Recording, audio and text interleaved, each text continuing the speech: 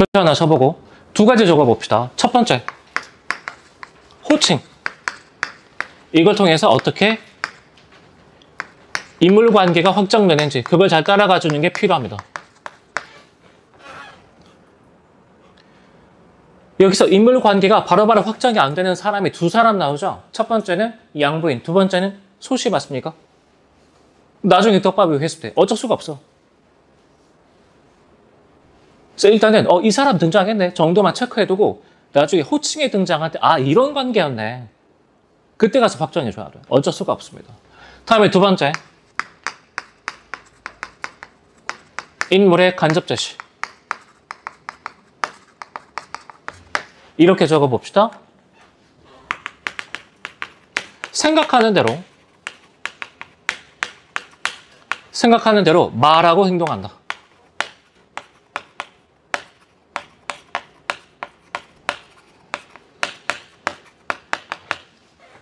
그러니까 말과 행동을 통해서도 뭘 뽑아내는 게 필요한 거죠? 내면 뽑아내야 되는 거죠. 알겠죠? 그래서 기쁨, 슬픔, 느꼈다, 생각했다 등등의 감정활만 조직에서 크게 있는 건 중딩독해입니다. 중딩독해. 이 정도까지 돼야 돼. 이해됐죠?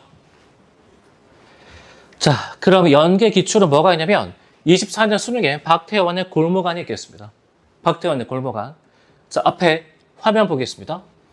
한참 정의와 별의별 말이 다 오고 가고 하였을 때 불난집에서 막 설거지를 하고 있던 갑순이 할머니가 뛰어나왔다. 근데 불난집 각주 줬거든? 그 당시에 이 시험지에 진짜 각주가 있었습니다. 집 밖에도 전등을 단 살림이 넉넉한 집. 각주를 왜 줬을까? 여기서 갑순이 할머니가 불난집에서 뛰어나왔다는 게 왜 중요하죠? 지금부터 갑순이 할머니의 말과 행동은 어떻게 해석해 달라는 얘기지? 살림이 넉넉한 사람이 하는 말과 행동, 그렇게 해석해 달라는 얘기죠. 알겠죠? 그런 사람이 하는 말과 행동인 거지. 그러니까 각주 이렇게 활용해 줘야 돼. 가뜩이 어미는 경우에 따라서는 그들 모녀라고 나오죠. 그러니까 정의하고 여기서 갑순이 할머니는 무슨 관계죠? 모녀 관계가 되겠죠. 됐죠? 그러니까 정의와 가뜩이 언미가 둘이 싸우고 있는데 불단집에서 갑순이 할머니가 뛰어나오는 거지. 인물관계 이렇게 확정되고 있는 거 이해됩니까? 호칭 통해서 확인해줘야 돼. 할 말에 궁하지는 않다고 은근히 마음의 준비가 있었던 것이나 뜻밖에도 갑순이 할머니는 그쵸? 자기 딸의 역성을 들려고는 하지 않고 애초에 네가 말실수한 게 잘못이지. 남을 타니 뭘 하니? 자기 딸은 나무라고 했습니다. 갑순이 할머니가 그렇게 자기 딸을 꾸짖으며 한사코 집으로 데리고 들어가는 것에는 그 배지 못한 흑명껏하고 쌈이 무슨 쌈이냐. 다시 그 배지 못한 흑명껏이죠. 그쵸? 그 다음에 똥이 무서워하니 더러니까 피하는 게지. 왜 이런 얘기하고 있는 거지? 자기는 살림이 넉넉하거든. 그쵸? 그러니까 이거 대놓고 말하면 무슨 뜻이야? 못 사는 애들하고 엮이지 마라 이런 뜻인 거지. 이해됩니까? 성격 이렇게 고려해줘야 돼. 그래서 그 당시에 선지 적절한 거 고르는 게 정답이었는데 서로의 말실수에 대한 비난이 인물 간 다툼의 원인임이 드러난다. 그럼 묻겠습니다.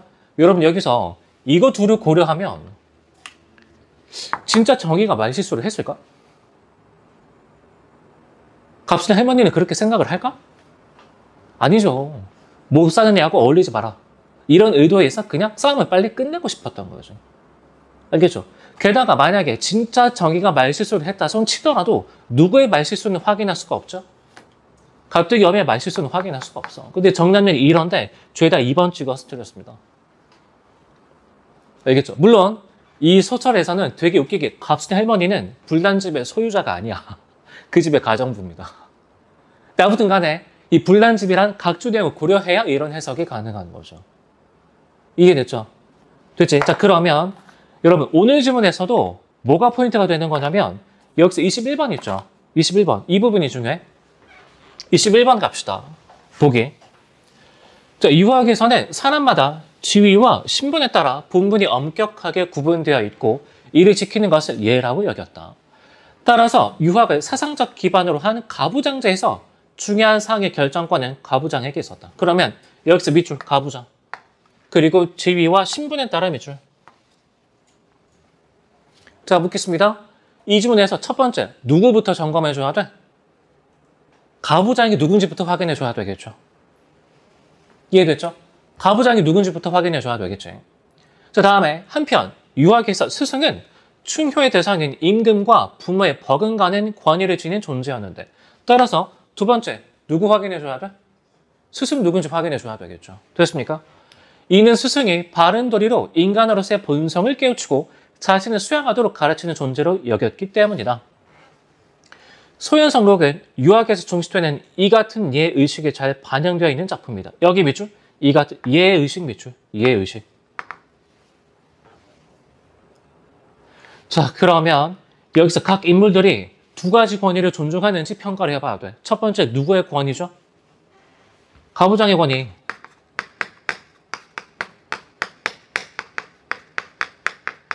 맞습니까? 다음에 두 번째, 누구의 권위가 되는 거죠? 스승의 권위.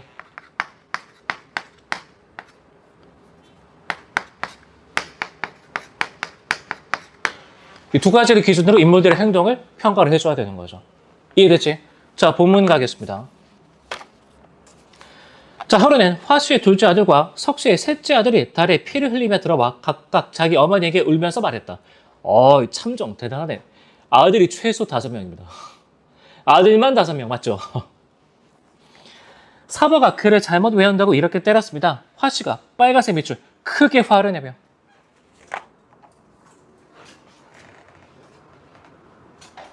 자, 묻겠습니다. 여기서 화씨가 화를 내면서 누구를 비난하고 있죠? 스승을 비난하고 있는 거죠. 그렇죠? 그러면 여기서 화씨는 어떤 사람인 거지? 이거 고려하면 스승의 권위를 인정하지 않는 무례한 사람이 되는 거죠. 이해됩니까? 밑에 이렇게 적어봐. 스승의 권위 X. 해석이 이렇게 돼야 돼. 의미가 이런 식으로 도출이 돼야 답이 선명하게 보이죠. 제가 불과 길가에서 빌어먹던 거른이니 우리 집 말 지키는 소임도 과분하다. 상공에 지나치게 높이 보고 글 선생으로 삼아 내 아이를 제자로 두었는데 외람 한 줄 모르고 방자하게 존귀한 채아니 이미 괘씸하던 터다. 어찌 나의 천금 같은 아들을 이렇게 다치게 하는가. 내가 반드시 이놈을 내칠 것이니 앞으로 너희는 거기에 가서 글을 배우지 말라. 아이들이 기세 등등하여 물러나다. 그러니까 애들도 뭘 인정하지 않고 있는 거죠. 스승의 권위를 인정하지 않고 있는 거죠. 다음에 파란색 밑줄. 유독 석씨는 얼굴빛을 엄숙하게 하고 아들을 꾸짖었다. 파란색 밑줄. 자, 그러면 석씨는 어떤 인물인 거지? 누구의 권위를 존중해준다?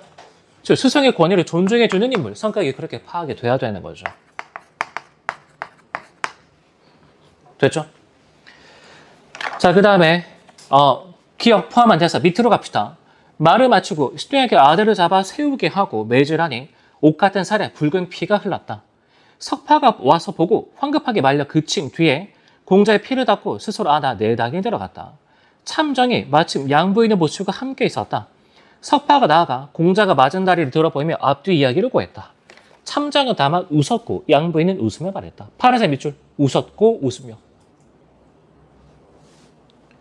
자, 여기서 참정이 집안의 가부장 맞습니까? 그리고 여기서 화씨랑 석씨가 둘째 부인, 셋째 부인이 되는 거죠. 그렇죠? 그런데 자기 아들이 스승한테 매를 맞고 돌아왔는데 석씨가 왜 스승의 얘기를 고자질하냐 하면서 또 때리고 있었대. 근데 왜 웃으면서 얘기를 하는 거죠?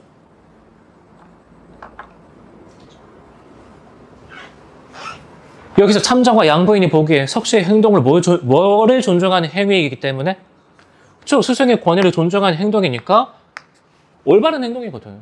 그러니까 웃으면서 얘기하는 거죠. 웃으면서. 납득됩니까?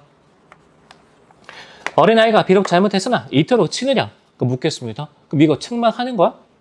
아니죠. 밑에 적어봅시다. 반어법. 해석이 반어법으로 가야 되는 거죠. 보기에 의해서. 석파가 대답했다. 석부인이 유순하신 줄 알았는데 이 일을 보니 매우 모질더군요. 파란색 밑줄. 소씨가 칭찬하며 말했다. 그쵸. 칭찬이라고 칭찬. 모진 것이 아니라 이것이 진실로 어진 처사입니다. 그 다음에 여기서 화씨에 대사 갑시다.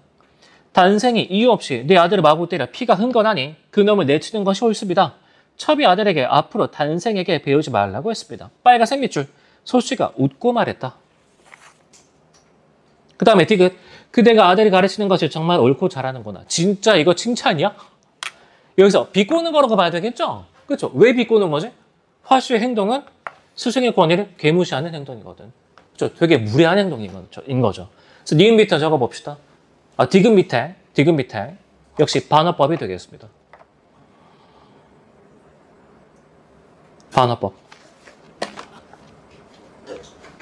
알겠죠? 그래서 20번의 선주 2번 정답.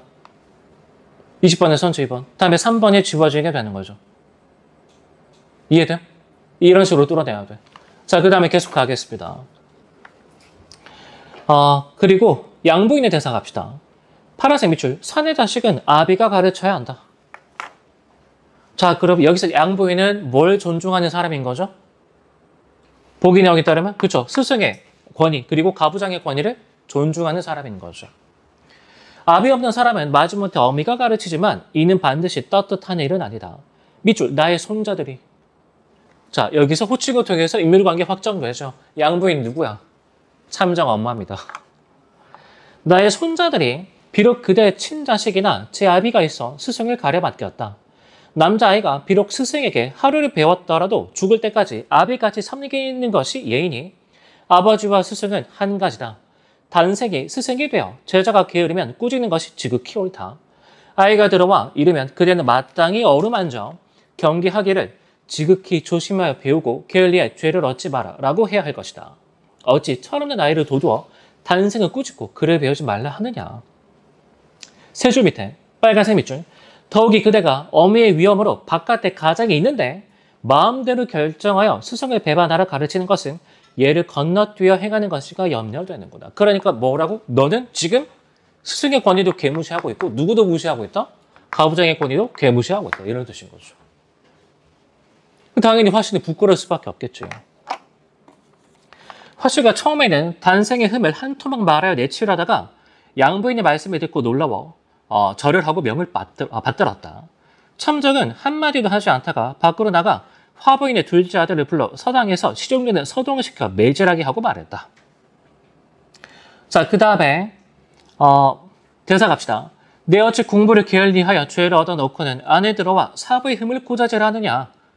말을 마치고는 매마다 잘못을 헤아리가 있다. 그래서 화씨가 소씨한테 달려가는 거죠. 말려주라고. 아이가 각별히 스승을 해치는 말을 하는 것이 아니라 맞은 곳을 보여주기에 첩이 잠깐 화가 나서 그런 것인데 상공이 잡겠습니다. 좀 말려주십시오. 소씨는 본래 가볍게 출입하는 성격이 아니어서 희미하게 웃으며 말했다. 왜 이때도 실실 쪼개고 있는 거죠? 애들이 맞을 짓 했거든. 그렇죠? 얘를 무시했으니까. 다음에 밑줄 조카. 자, 호칭 통해서 인물관계 확정되는 거죠. 따라서 소씨는 지금 참정의 높임말을 쓰고 있죠. 그런데 조카라고 부르고 있으니까 이 화씨의 자식들을 여기서 소씨는 뭐라고 봐야 돼? 참정의 누나라고 봐야 되겠죠. 누나 이해됩니까? 이런 식으로 잡혀가는 거죠. 인물관계가. 조카가 매를 맞아도 대단치는 않을 테니 그대는 안심하게. 화씨는 마음이 급하나 말은 못하고 어찌할 바를 몰랐다. 소씨가 천천히 일어나 외당에 이르니 참정이 아이를 때리고 있었다. 소씨가 서동을 꾸짖어 물리치고 조카를 이끌어 당에 오르니 참정이 일어나 맞아 자리를 청하고 아들을 꾸짖어 서당으로 보냈다. 소씨가 웃고 말했다. 어찌 이토록 큰일처럼 굴어 애꿎은 아이를 치는가. 20번에 선주 5번 갑시다.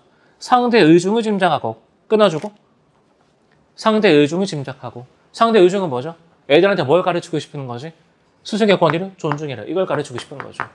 그리고 소씨도 거기에 동의하죠. 그러니까 진짜 주의를 주는 게 아니라 주의를 주는 척 하는 거죠. 5번 그렇게 지워지는 거지.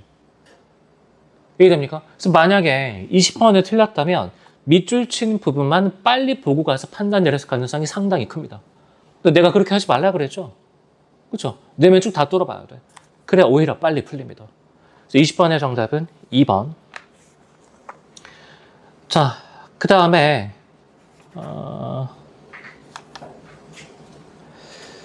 여기서 18번의 선주 5번. 대화 속 집중어를 통해 인물 간의 위계나 관계를 드러낸다. 요새 소설의 특징 중에 하나입니다. 잘 기억해 둘 수 있도록 합시다. 연관 기출문제 뭐가 있다고? 박태원의 골목 안에 있다고. 됐죠? 자, 뒤로 갑시다. 현대소설 가겠습니다. 이게 좀 많이 어려웠죠? 오늘 오답률이 최고 높은 문제가 바로 현대소설에서 나왔는데, 자, 역시 이 지문도 얘 가지고 뚫어볼 수 있도록 하겠습니다. 인물에 간접듯이. 여기서 호칭이 문제되진 않고.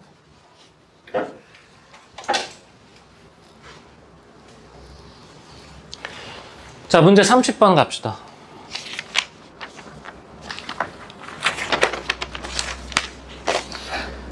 보기 가보면 수습일기는 수습 기자의 취재 경험을 통해 공권력과 언론의 부조리한 행태와 공생관계를 고발하고 있다. 자, 그러면 여러분 여기서 공권력 그리고 언론을 상징하는 인물이 각각 나오겠죠. 그게 누군지부터 따져줘야 돼.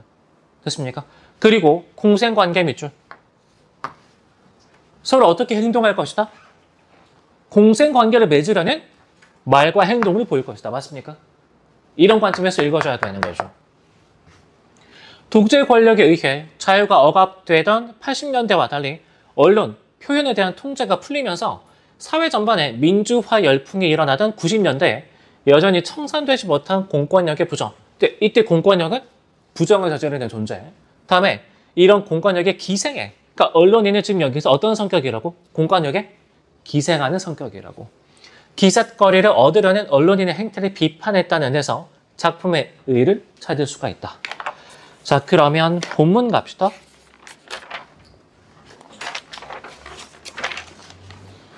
송 기자가 궁금해하는 게 도대체 뭐야? 궁금해하게 누가 궁금해한다고 그럽니까 이거?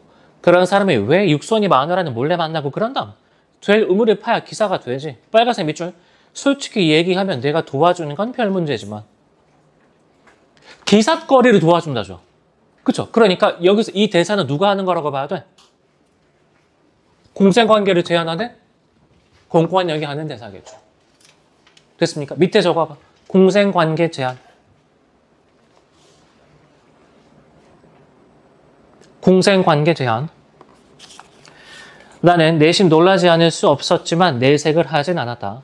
이 작자가 내가 신수정을 맞는 걸 어떻게 알았지? 그리고 도와준다고? 여기 빨간색 밑줄.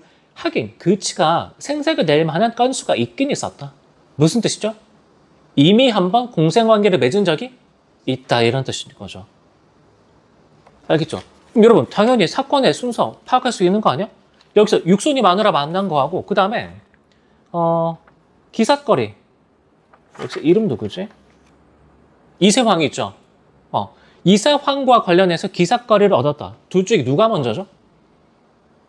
기존에 기삿거리를 얻었던 게 당연히 더 먼저가 될 수밖에 없겠지. 이렇게 뚫어내면. 자, 어쨌든 그는 내게 1단짜리 특종을 물어다 준 거였다. 하루는 그가 퇴근을 하면서 내 옷소매를 은근히 잡아 끌었다. 싫으면 관두라고. 나는 그의 표정을 보고는 뭔가 있다는 느낌이 들어 그가 끄는 대로 지하 식당으로 따라 내려갔다. 영장 기록부 봤어? 보나 마나 줘. 나는 일부러 시큰둥한 표정을 지었다. 과연 그럴까? 이세황에 대해서 알아봤어? 왜 조사기에서 넘어온 뻔한 기소 중지자. 뒤로 갑시다.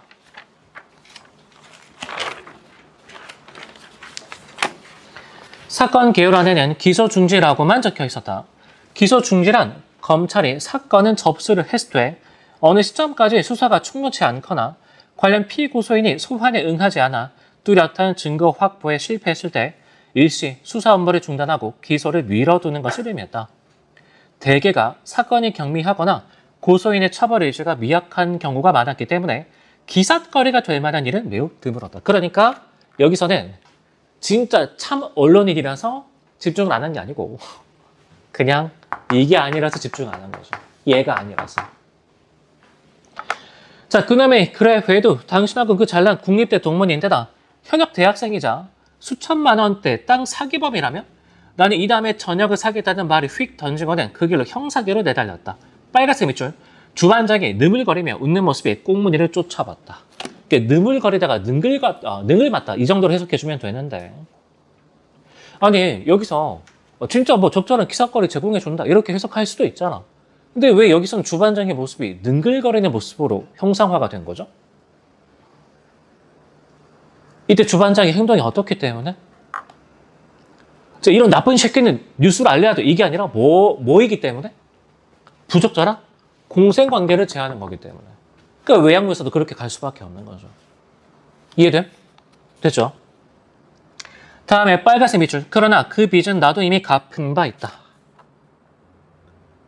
그러니까 나도 역으로 공생관계에 한번 응한 적이 있다. 이런 얘기죠. 됐죠? 그럼 뭐가 제일 먼저지? 제일 먼저 이세환과 관련해서 기사거리 어떻다 맞습니까? 그럼 두 번째가 뭐가 되는 거죠? 내가 그 빚을 갚은 바가 있다. 그리고 세 번째가 육손이 마누라를 만난 일이 되겠죠. 순서 이렇게 잡아주면 될 거 아니야? 됐죠? 그럼 28번 그렇게 어렵지 않을 것 같은데. 근데 내면은 쭉 따라가질 않으니까 관계가 정리가 안 되는 거지. 자, 계속 갑시다. 위원희 신월 사동 파출소 소속으로 여기 근처인가 봐. 남부 승환도로 신월 검문소에 파견 근무 중인 조아묵의 경장이 회사 야유회에서 일행을 태우고 돌아오던 봉고차가 음주 측정 검문을 피해 도주하자 권총 3발을 쏘며 뒤쫓은 사건 보고서를 우연히 캐낸 것이다. 지금 이라면 이렇게 도주하면 이렇게 써야 되는 거 아닌가? 그렇죠? 당연히 인정할 수 있겠죠. 근데 그 당시는 공권력이 좀 과잉 진압 이런 게 많았거든. 충분히 문제가 될 수 있는 사안이죠. 자, 일진에게 아침 보고를 대충 하고 점심때까지의 짬을 이용해 기자 숙소에서 한 잠을 따끈따끈 때리고 형사계로 내려오는 길인데 데스크에 앉아있던 라 순경이 내가 나타나자 슬그머니 보고 있던 서류 뭉치를 서랍 안에다 구겨박는 거였다. 나는 짐진 모르는 채 다가가서는 형님 그거 뭐요? 좋은 그림이면 나눠봅시다 하고는 은청을 들었다. 어젯밤 떨어졌던 영장들이요. 아따 그거면 저 둘째 반 영장 서랍에다 넣어야지. 왜 거기다 넣으시오? 내가 막무가내로 달려들어 빼앗자 본소로 온 지 얼마 안 되는 라 순경은 마지못한 채 당부를 뒀다. 임자 혼자 봐야 돼. 총알 2발은 뒷 유리창과 앞 유리창을 꿰뚫고 한 발은 타이어를 받쳤는데 성산대교까지 고개 운전을 하며 뒤쫓는 바람에 하마터면 사회면 머리끼사로도 손색이 없을 큰 사고를 일으킬 뻔한 사건이었다. 그러나 보고서에 나와 있는 정도만 해도 가뜩이나 용의자 검거에 총격이 남발돼 고삐 풀린 공권력으로 바람을 잡아가는 요즘 분위기로는 충분한 기사감이라고 판단한 나는 얼른 사건계로 옮겨 적었다. 그때 누가 그걸 가로막는 거죠? 주반장이 가로막는 거죠. 한 번만 봐달라고 사정을 하지. 그래서 빚을 갚았습니다. 오른쪽 단 갑시다. 그러고 넣읍시다. 저번에 사기범 하나를 물어다 줬으니 똔똔이라 합시다. 쌤이란 얘기입니다. 별로 믿지는 장사는 아니라는 생각이 들었다. 빚을 지고는 못 견뎌하는 주반장의 성미를 잘 알고 있기 때문이었다. 그러니까 뭘 예측하는 거죠? 한 번 더 공생관계가 이어질 것을 예측했던 거죠. 됐죠? 이따 저 관리계에서 따로 한번 보자고. 재밌을 테니. 나는 고개를 갸웃했다. 뜬금없이 무슨 소리야? 육손이 강병호를 며칠 족치더니 뭐 새로운 사실이라도 밝혀냈다는 건가? 그들은 이미 구속영장이 떨어진 육손이에 대해 영장을 집행하지 않고 보호실에 그냥 두면서 수시로 불러다 족치고 있었다. 불법이죠. 나는 그 폭력 조직의 두목 육손이가 어릴 적에 육손이 형인 줄은 처음엔 새까맣게 몰랐었다. 빨간색 밑줄. 사실 난 학교에 다니지 않던 그를 육손이 형이라 부르며 따를 때도 정작 이름은 제대로 알지 못했다. 아니 세상에 손가락이 6개인 사람이 그렇게 흔할까? 그렇죠? 게다가 어렸을 때 자기가 육손이 형이라고 부르며 따라다녔다. 이건 기억에 강렬하게 남아있지. 근데 그 육손이가 지금 육손이다. 왜 몰라보는 거죠? 그리고 그때도 왜 이름은 몰랐을까? 왜 그런 거죠?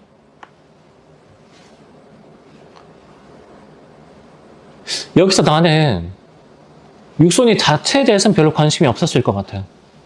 그렇죠? 근데 나는 성격이 어떻다고? 이런 사람이라니까? 그렇죠?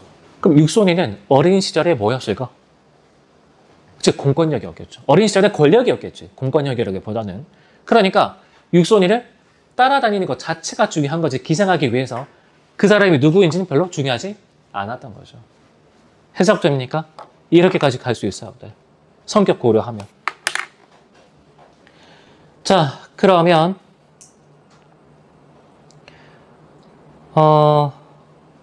여기서 28번에 5번 정답 낼 수 있겠죠? 순서 잘 따라가 보면 됐죠? 자, 다음에 여기서 29번의 정답 1번. 이세황의 사건은 기사거리가 안 된다는 나의 최초 판단과 달리 1단짜리 특정으로 개재된다. 그렇죠. 이것도 확인할 수 있었지. 다음에 30번의 선제 1번. 봉고차가 음주 측정 검문에 피해 도주하죠. 이거 민주화 열풍과는 무관한 얘기잖아. 이 사람들이 뭔가 민주주의를 위해서 도망갔던 겁니까? 그건 아니죠. 따라서 정답 1번도 되겠습니다. 됐죠? 자, 그래서 28번, 그 다음에 29번, 30번 다 좀 까다로운 지문들인데, 문제들인데 네이스 당초에 이걸 고려해서 이 인물을 내면 쭉 따라가면 사건의 순서도 자연스럽게 다 잡힐 수가 있었다. 알겠죠? 근데 크게 그냥 기뻤다, 슬펐다 또는 감정 서술어 이런 것도 위주로만 보려고 하니까 내면이 진득하게 파악이 되지 않으면 뭔 말인지 알 수가 없죠. 알겠죠? 자, 그리고 오늘 소설에서 다시 한번 확인되는데 기언, 니은, 디귿, 리을, 미음 또는 A로 묶은 부분 거기만 빨리 보고 답 내려고 하면 문제 틀리게 된다. 그렇죠? 다시 한번 좀 명심해 주기 바랍니다. 함정 다 심어 넣었습니다. 자, 오늘 바탕 2회 해설은 여기까지 하겠습니다.